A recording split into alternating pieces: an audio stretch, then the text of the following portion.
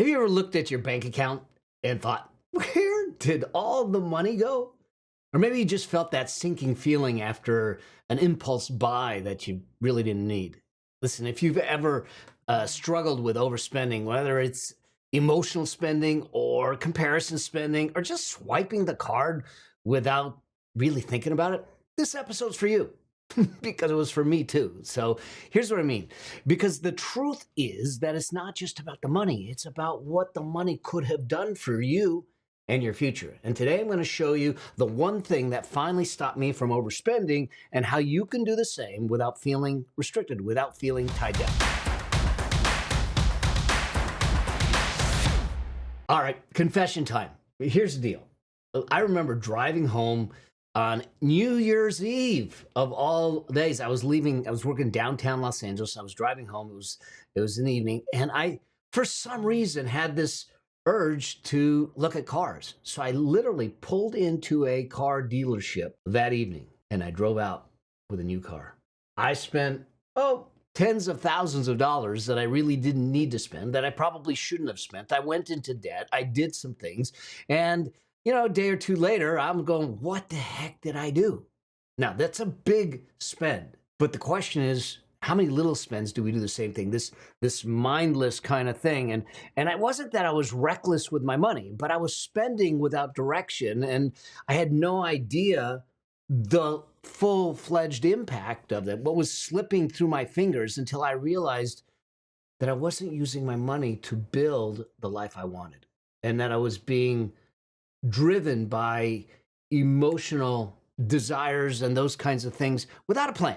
So it was a huge realization, and I'm going to break some things down for you around the truth behind overspending, why we overspend. And like I said, I'm human. I do the same thing sometimes. My 4P framework that stops overspending without feeling restricted. And how do you make sure that you have joy in the journey without guilt or regret when you do spend? Okay. Right now, your money's losing value each and every day, just sitting in your bank account. And savings alone is just not going to get you ahead. But most people, they put off investing because they think it's too complicated or they don't have enough to start. Here's the truth.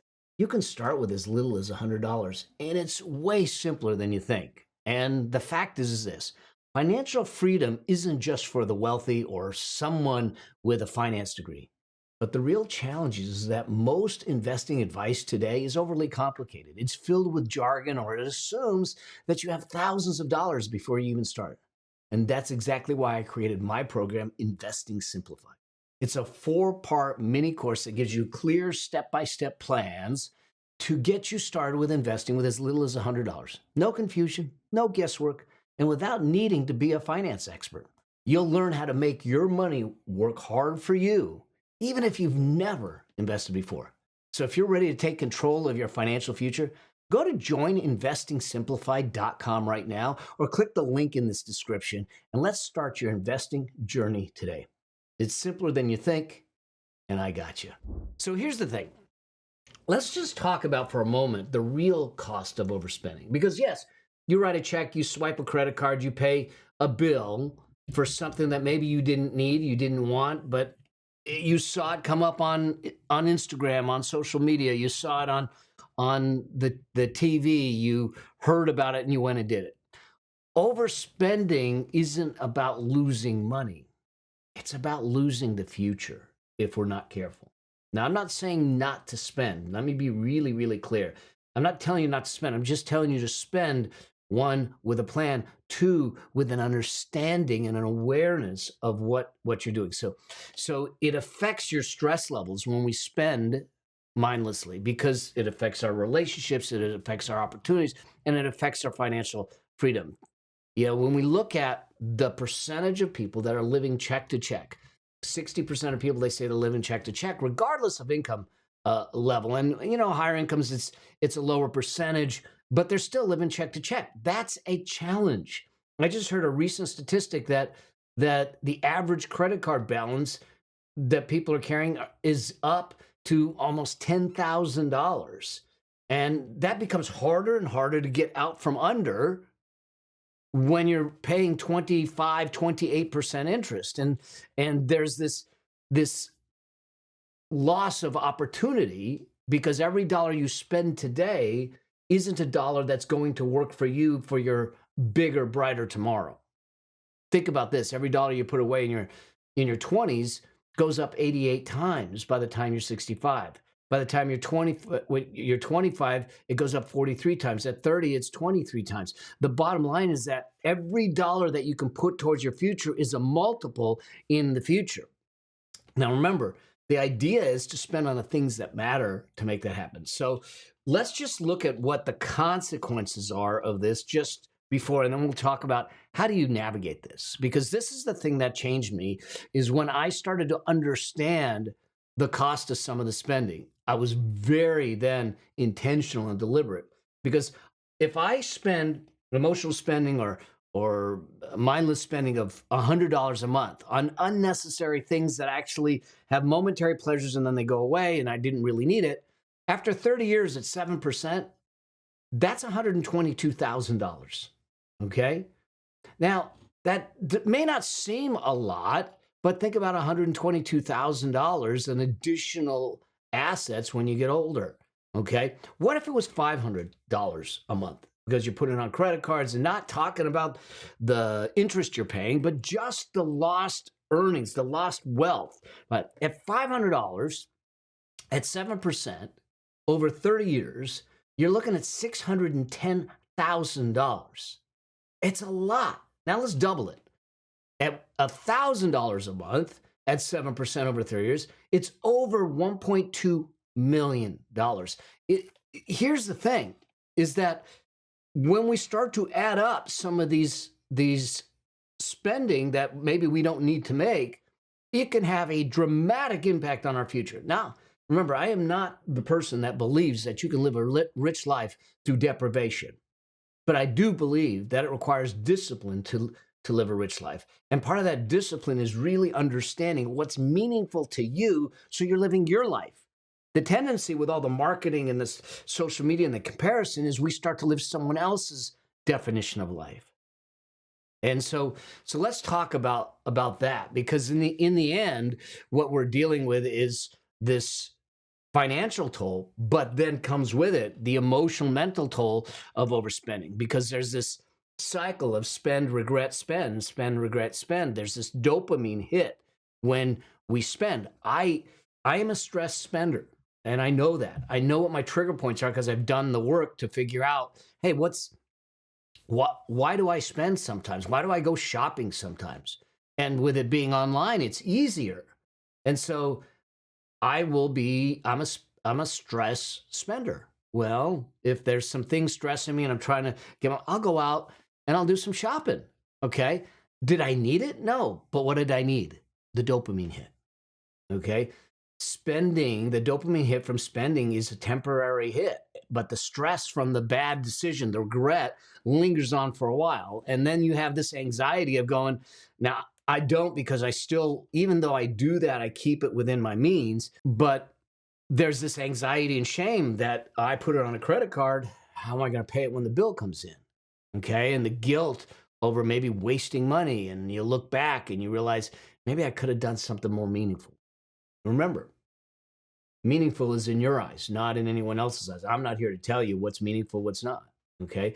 But I want you to start to look at it through the eyes of what is the cost down the road versus the momentary pleasure that comes into play and doing it. And from that perspective, because the things we buy to impress others don't actually improve our lives. That brings us down. That keeps us financially stuck. And so I've gotten past that. There was a stage in my life where, the things that I bought were to impress the others for what it would look like from the outside. I don't care anymore.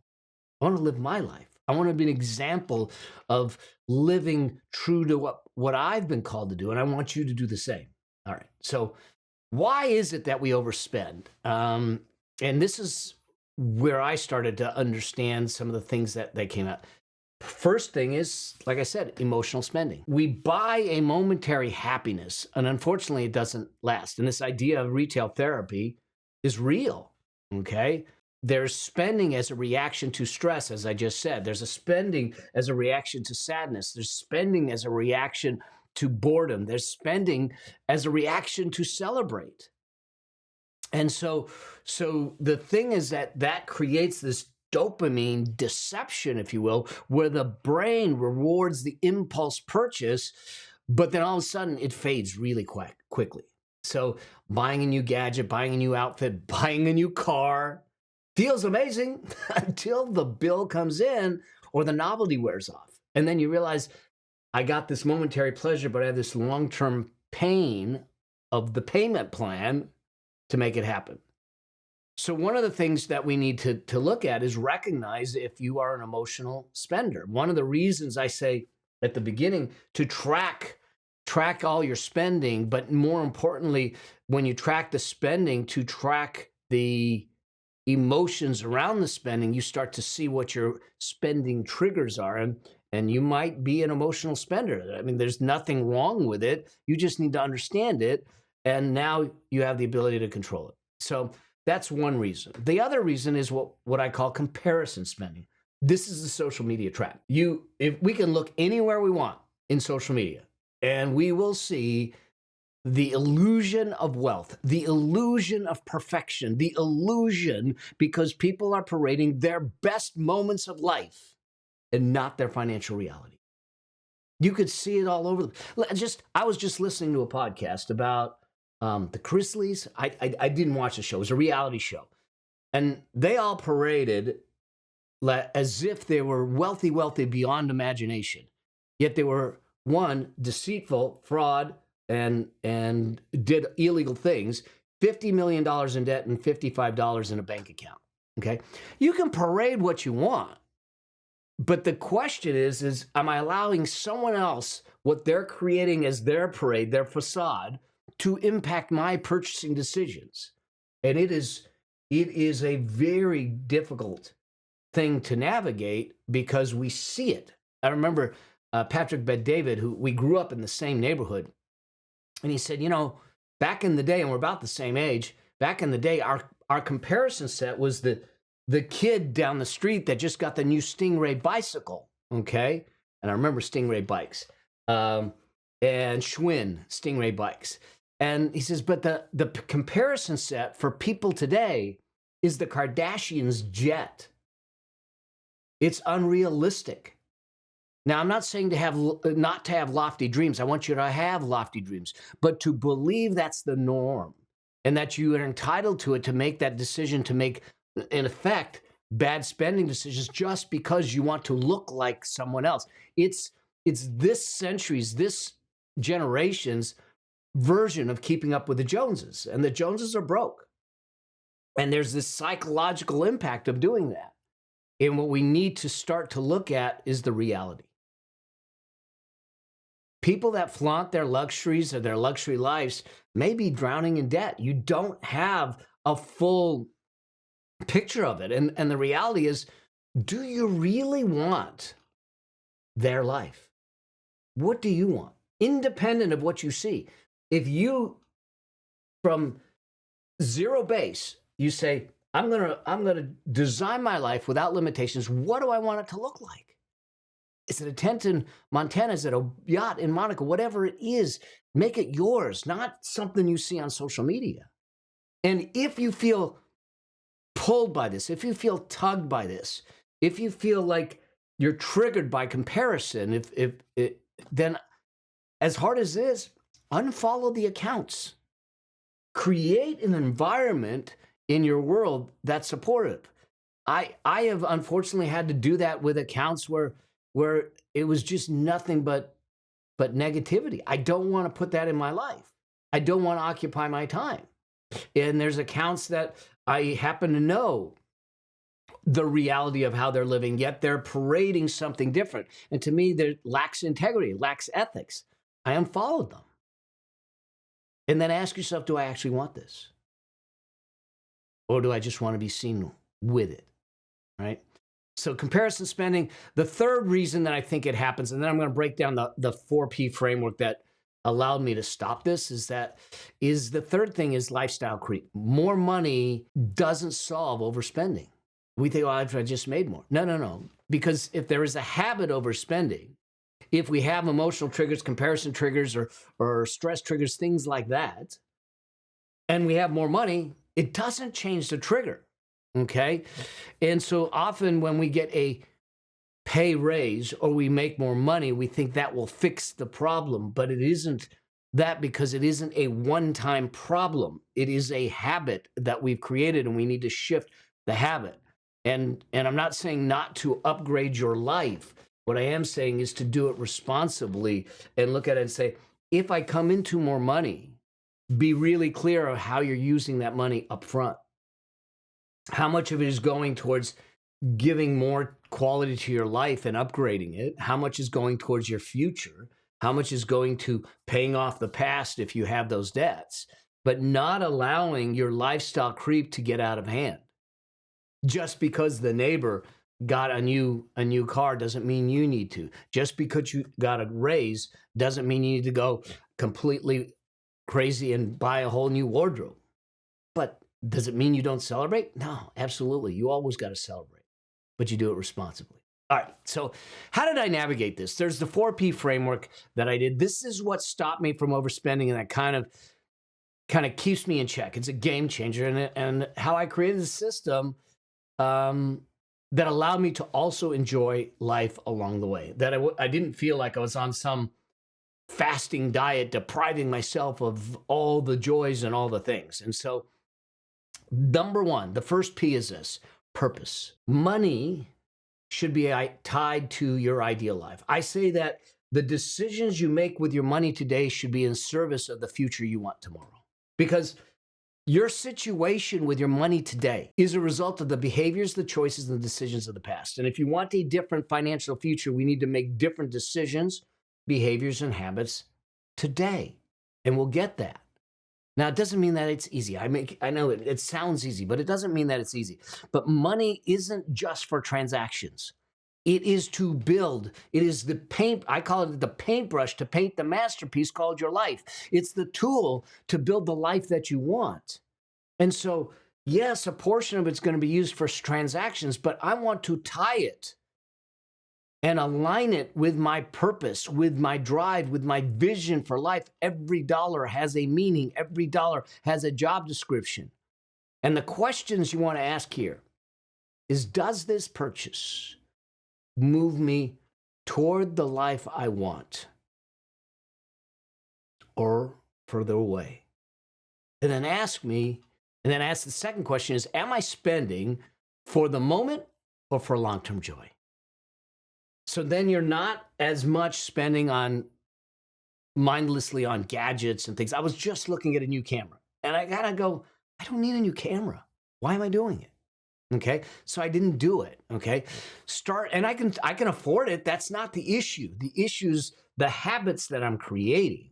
Okay, and I started to use money more towards experiences and freedom and the investments in my future to do the things with my wife, with my son, with my grandkids, and with people that I care about, to be able to put my heart and soul into serving and all those things, because that's the purpose, that's the future. And I ask myself, does this support that? So the first P is purpose. The second P is plan. Okay, a dynamic, personalized financial plan. Now, some people will sit back and say, oh, you mean a budget now? No. See, because a budget, everyone looks at as restrictive. A plan is permissive. A plan is something that tells you and informs you along the way. Think about this.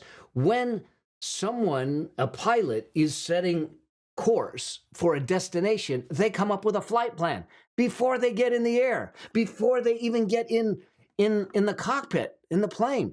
They have a flight plan, so it informs the path to the destination. It's the same thing here. What's the plan for you? What's that custom roadmap, that map on the financial journey you want to be on? And what makes a plan, the way I plan, different is that I don't look at it as restrictive. It's designed specifically around my goals, my dreams. So if you're going to create a plan, when we create the money machine master plans with our clients, these bespoke plans with a portal and special software to make it happen, we talk about their specific goals and dreams, not general stuff. What do they want? Where do they want to go? Do they want a vacation everywhere? How often? Every 5 years they want to get a new car. Every 7 years they want to do a remodel on the house or something. I don't know. Whatever it is, we create the plan that is specific to their goals, their dreams. And so they know that every time they are in alignment with the plan, they're moving closer to the dream life that they want. Now, the second part of this is to realize that the plan is dynamic. It's not set it and forget it. It's not one-dimensional, meaning that as life changes, it changes. So it's not set in stone. You end up getting married. You end up having children. You have grandchildren. All those things create changes in the plan, so that plan needs to adjust with it. And then the other thing that we do with a plan is that you should look at different scenarios. If I'm going to have my money working for me, I need to know that it'll work for me in good times, bad times. Meaning that if the market's down or the economy's not so good, or if I stop working, or if I have a health scare, will the plan still get me to my destination? And when you build a plan that is built around your goals, your dreams, that is dynamic, that has been stress tested, and using it to define the path and everything, it becomes the filter of all your spending. And it's not the thing that holds you back. It's the thing that propels you forward, because now you spend without shame, without guilt, without regret, because you already planned for it. Okay? That leads to the third P, and the third P is path. Okay? Once the plan's in place, you now can define the path. It's a clear route to the dream life, whatever your dream life is. The plan defines the path. The only reason we need the plan is for the path. It tells me exactly what I need to do each year. I spend time sit with my wealth team, and we start to have a conversation, and I said, here's where we want to go. And they said, great, we need this from you. Bring us this kind of money for the next couple of years, and we'll take care of the rest. Great, I know what I got to do. What the plan is meant to do is give you a path. And overspending is an easy way to avoid being on the path. It's that detour that took you off. But when you have a plan and a path and a purpose in place, your destination is always in view. And it is the thing that's driving you. Now, in this stage, one of the things that I have people do is I said, I want you to do a visualization exercise. I want you to picture that dream life. I want you to look at it and say, now understand that every dollar that comes into your world is either moving you closer to that dream life or keeping you stuck where you are at, or worse, moving you away from the dream life. And we avoid the things that keep us stuck. We avoid the things that move us backwards, and we focus on the things that move us forwards, and we filter it through that. So now we have a path, and that leads to the last P, and that's priorities. Because the path will then define the priorities.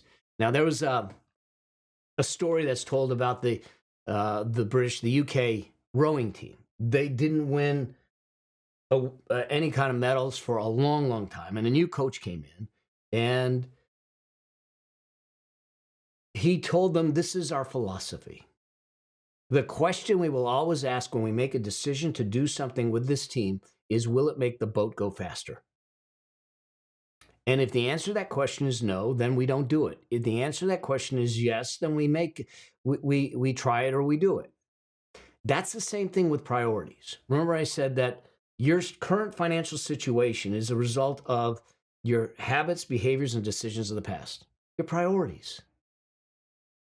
If it doesn't move you forward, then it's probably not worth you prioritizing it. The priorities are determined by my path, not by impulses, not by emotions, not by trends, not by social media, not by anything else.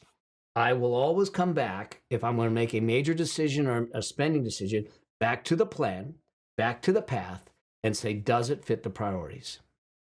Now, I know some of this feels like it's restrictive.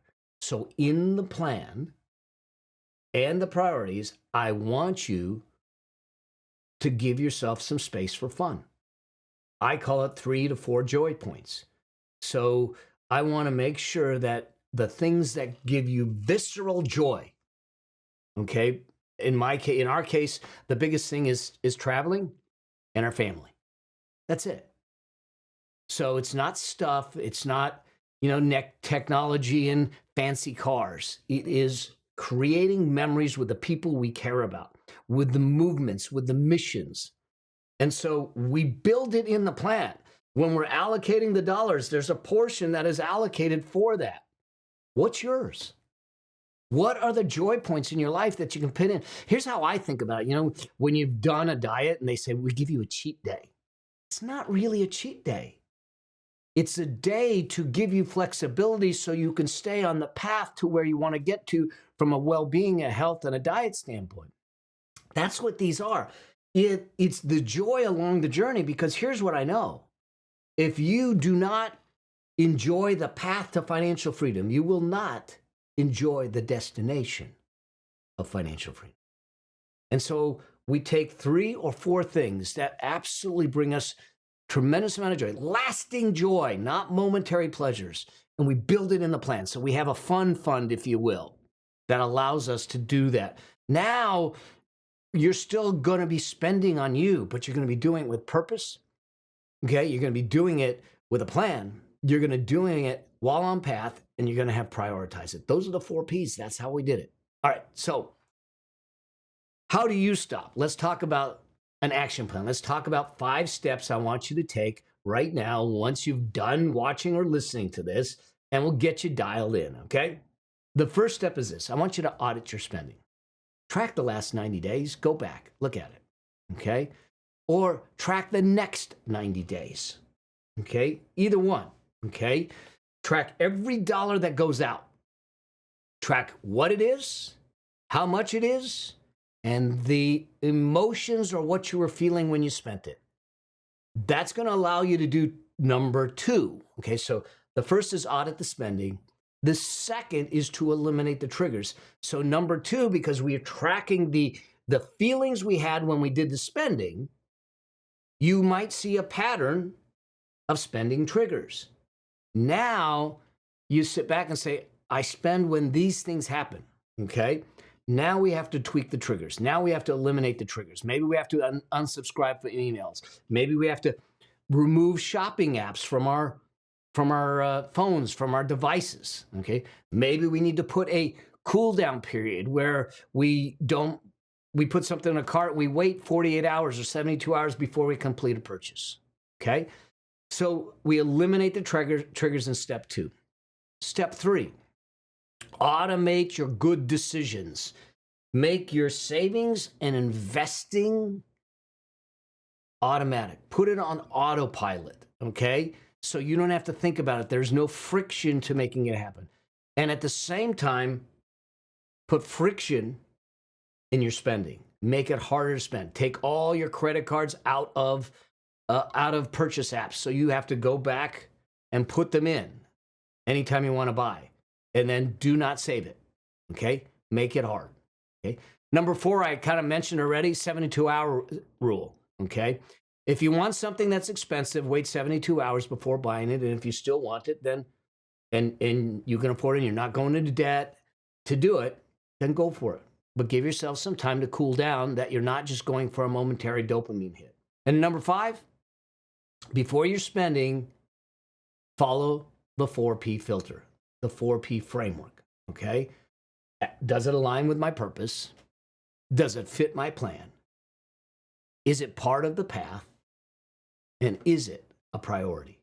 And you follow those 5 steps in the 4P filter, and it'll change your destiny. It'll change the way you are. It'll change your journey to financial freedom. Okay, because true financial freedom is never about spending. It's about spending with intention. It's about getting my money to do the job that I need it to do to give me the life that I want to have. Getting your money to work harder for you than you did for it. Okay, tying that money to the dream life. All right. I hope that this makes sense, and I hope that this helps you kind of figure out if you're an overspender, how to put it under control. Because listen, we all have those tendencies. I do too. I still do. But I now have a plan, a process, and a framework to follow. And so do you. All right. Let me know what you thought. Let me know your comments. Let me know which one kind of hit home for you. And at the same time, do me a favor. If there's someone out there that could hear this message and it could help them, share this out. And make sure you're a subscriber to the show. I can't wait to chat with you as we go on this journey, and can't wait to see you on the road to your financial freedom. And until I do, always strive to live a life that outlives you. See you in the next one. Cheers. See you now.